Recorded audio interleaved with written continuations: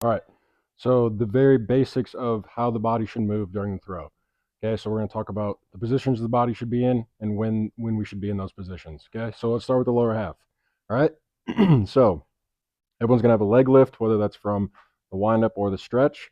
I'm really worried about here what's happening after leg lift. Okay, so after we get to peak leg lift, we're going to have some sort of load of the back hip. Okay, so hinge, coil, load, whatever you want to call it, we're going to have some sort of load of the backside. Okay, so my favorite way to think about it is we're sending the back femur into our pelvis socket. So it's going behind our butt. Okay, so one thing that we don't want to see is we don't want to see this fake pelvic tilt, this fake hinge, this fake, you know, coil position where guys are basically just like tilting the pelvis up. That's not loading the backside. Okay, so we want to see that load happen post leg lift. So peak leg lift, and we want to see the load on the way down. Okay, so a lot of times what you'll see is you'll see guys want to preset that tension, and they'll want to try to feel that tension right away. And whether it's the stretch or the wind up, we want to try to see that tension be created after leg lift. Okay, the reasoning for that.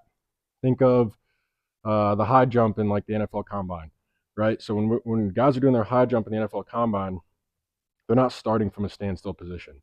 Okay, even if they were to start bent like this, guys are not doing this. They're not starting from here and then jumping. There's always a counter movement and then jump. Okay, so I think of it as load to unload. We're loading the backside to then unload the backside, right? Some guys think about loading the springs. We're loading the springs to then just allow the spring to spring out. I think of load to unload. Okay, so position wise with the lower half, by the time we land at foot plant, we want to be 45 degrees more open or more. Okay, so we don't want to be all the way open toward home plate, but no one's going to get there. We want to be 45 degrees. Simple way to think about that is if third base for right hander is 0, home plate is 90. We want that the hips, the pelvis to be halfway, at least halfway.